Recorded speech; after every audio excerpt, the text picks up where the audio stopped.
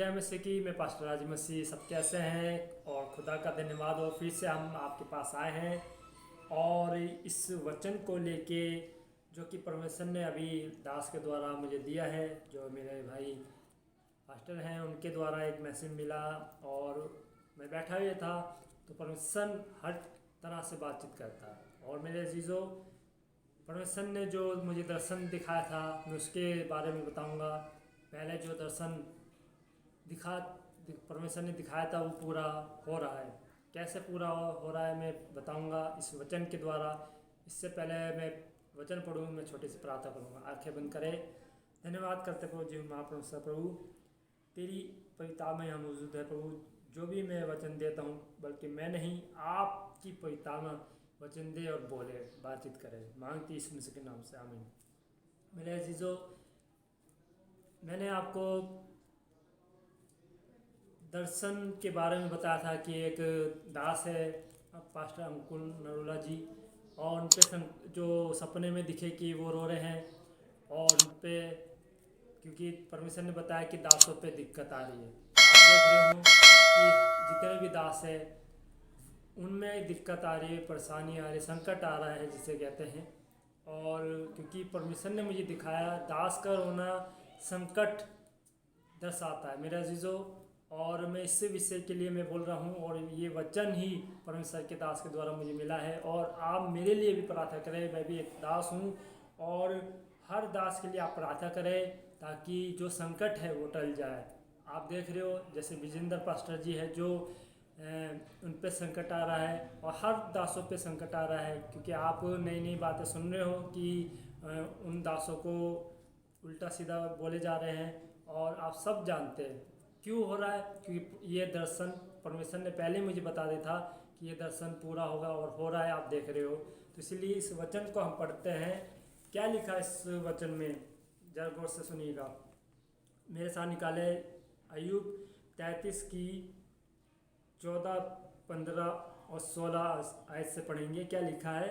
14 आयत से पढ़ते हैं। क्योंकि परमेश्वर तो एक क्या वरन दो बार बोलता है। मेरे अजीजों, परमेश्वर एक क्या दो बार बोलता है।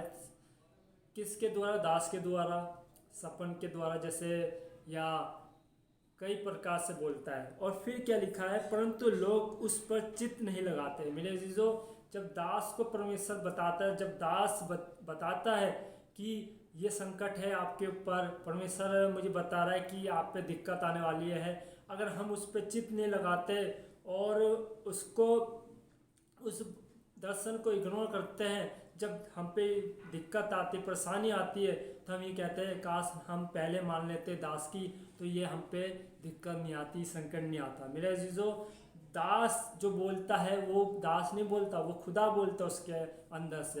तो इसलिए जो हम प्रार्थना करके जो हमें परमेश्वर बताता है दर्शन के द्वारा, क्या है वो परमेश्वर हमसे बुलवाता है और हम वो बताते हैं। हम सोच के नहीं बताते कि आज हमें उनके बारे में ऐसा बोल रहे, नहीं मेरे जीजो ऐसा कुछ नहीं है। और क्या लिखा है?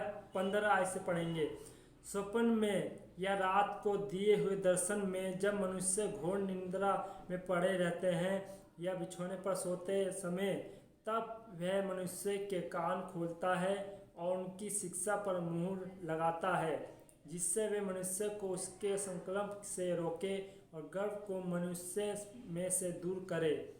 मेरे जीजो, इस वचन के पढ़े जाने में आशीष बरकत है। क्या लिखा है इसमें?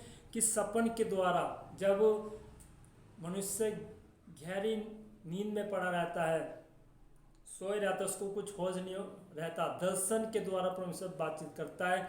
जब वो उठता है तो फिर वो बताता है कि सबको बताता है ये आने वाले संकट में, जैसे भविष्यवाणी आप जानते हैं, जब भविष्यवाणी वो दास करते हैं तो वो भविष्यवाणी दास नहीं करता, परमेश्वर अंदर से करवाता है। वो जो दास बोलता है वो नहीं बोलता, परमेश्वर उसके अंदर बोलता है। अगर हम उसको मिसगाइड करें तो ये हमारी बहुत बड़ी भूल है, गलती है। मेरे अजीज़ों, मैंने पिछले हफ्ते में आपको बताया था कि जो दर्शन मैंने दास के द्वारा देखा था कि पास्टर अंकुर नरोल जी रो रहे हैं सपने में, तो क्या है वो अब दर्शन पूरा हो रहा है मेरे अजीज़ों। और आप दासों के लिए प्रार्थना करें, मैं भी एक दास हूँ, मैं भी सब दासों के लिए प्रार्थना करता हूँ और अपने लिए भी करता हूँ, ताकि अगर मैं सही रहूँगा तो मेरी कलीसिया भी सही रहेगी। मेरे अजीज़ों, आप भी प्रार्थना करें मेरे लिए, मेरे परिवार के लिए, मेरे भाई के लिए। जैसे आपने देखा कि परमेश्वर ने जो संकट उन पर आया था, तबीयत खराब थी, परमेश्वर ने उनको चंगाई दी। ऐसी सब दासों के लिए प्रार्थना करें। और फिर से हम पढ़ेंगे क्या लिखा है इसमें, 14 आयत से 33 की 14 आयत अयूब से।